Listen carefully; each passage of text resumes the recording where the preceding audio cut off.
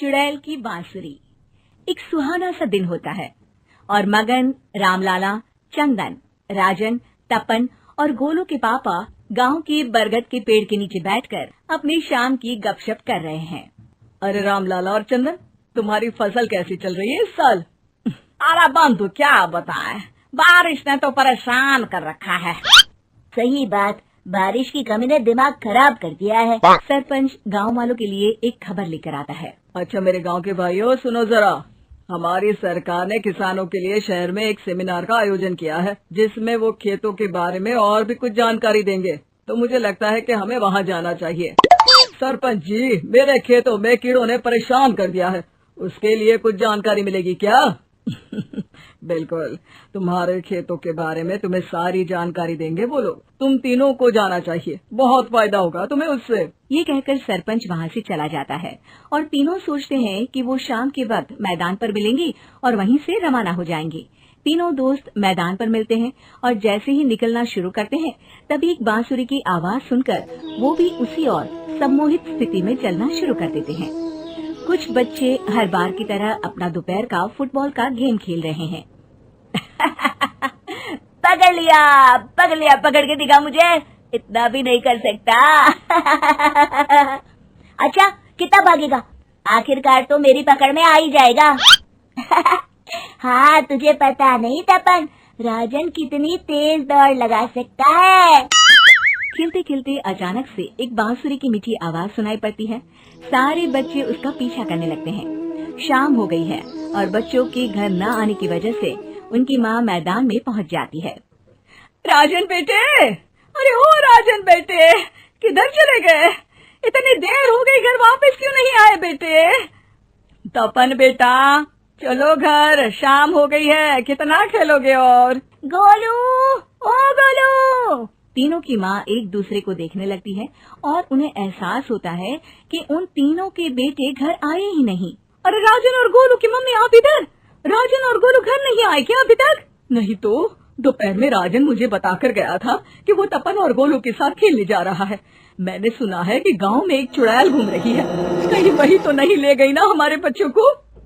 ऐसा कुछ नहीं हुआ होगा, हम तीनों अलग अलग जगह ढूंढते हैं, इधर ही खेल रहे होंगे तीनों बच्चे। ये कहकर तीनों बच्चों की माएं उन्हें ढूंढने निकल गई। बहुत देर हो गई और फिर भी तीनों बच्चे मिले नहीं। तीनों की माएं मैदान पर फिर से मिलती हैं। सुनिए जी, ये तीनों मिल ही नहीं रहे और मेरे दिमाग में बहुत बुरे बुरे ख्याल आ रहे हैं। आप चिंता मत कीजिए, हम सरपंच से जाकर बात करते हैं, वो हमारी मदद करेंगे। गोलू की माँ सही कह रही हो, चलो चलते हैं। एक उम्मीद की आशा लेकर तीनों अपने बेटों की फिक्र में सरपंच के घर जा पहुंचती है। सरपंच अपनी शाम की चाय पी रहे हैं और अखबार पढ़ रहे हैं। तभी तीनों की माँ हड़बड़ी में भागकर उनके पास आती है। अरे आप तीनों इतनी डरी हुई क्यों हो? क्या हुआ? ऐसी क्या बात हो गई? तिवारी जी, हमारे लड़के दोपहर से खेलने गए हैं और अब तक लौटे नहीं हैं। हमने उन्हें सब जगह ढूंढा, लेकिन हमें वो मिले ही नहीं, इसीलिए हम भागकर आपके पास आ गए। अच्छा, इनके पिता कहाँ है? ये कुछ काम के लिए शहर गए हैं, इसीलिए हम भागकर आपके पास आए हैं। हाँ, मैं उसके बारे में भूल ही गया था। एक काम कीजिए, मुझे उस जगह लेकर चलिए जिधर वो आखिरी बार खेल रहे थे। सरपंच घर से एक डंडा लेकर तीनों के साथ मैदान की ओर निकल पड़ते हैं। तीनों मैदान पर पहुंच जाते हैं और उन्हें ढूंढने के लिए कुछ सुराग खोजना शुरू करते हैं। आपको कोई ऐसी जगह पता है जहाँ ये तीनों साथ में मिलते हैं? नहीं जी, ऐसी तो कोई जगह नहीं पता। अचानक से वही बांसुरी की आवाज आना शुरू हो जाता है और सरपंच सम्मोहित होकर उस आवाज की तरफ जाना शुरू कर देते हैं। अरे तिवारी जी, आप ठीक तो हैं? कहाँ जा रहे हैं? अरे ओ तिवारी जी, वो हमें सुन नहीं पा रहे हैं क्या? सरपंच बांसुरी की धुन में झुककर उसी दिशा में आगे बढ़ रहे थे। ये आवाज कैसी? ऐसा लग रहा है कि कोई बांसुरी बजा रहा हो। हाँ, सरपंच जी भी उसी दिशा में जा रहे हैं। सरपंच का पीछा कर तीनों मैदान के टूटे हुए बंगले पर पहुंच गए और सरपंच के पीछे दरवाजे के अंदर घुस गए।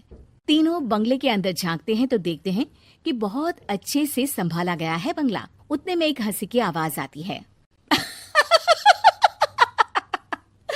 मेरी बांसुरी, तूने मुझे आज तक कभी तंग नहीं किया, हमेशा अपने जादू से लड़कों को खींच लाती है। ये बोलते ही राजन की माँ को तीनों बच्चे और उनके पिता वहाँ चुड़ैल के पास लेटे हुए दिखते हैं। अरे वो देखो गोलू के पापा। अरे रे। अरे गोलू की माँ, अब चुप रहिए ना जरा। उस चुड़ैल ने देख लिया तो हम भी फंस जाएंगे। इन्हें बचाएगा कौन?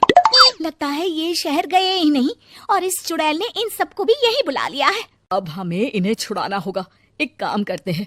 राजन की मम्मी गोलू और तपन की मम्मी को एक प्लान बताती है। बिल्कुल सही कह रही हो राजन की मम्मी। चलो आज इस चुड़ैल को मजा चखाते हैं। तीनों माएं अपने छुपने की जगह से बाहर निकलती हैं और एक्टिंग करना शुरू कर देती है। ये तो बढ़िया है। अब इसका असर औरतों पर भी हो रहा है। वाह जी वाह।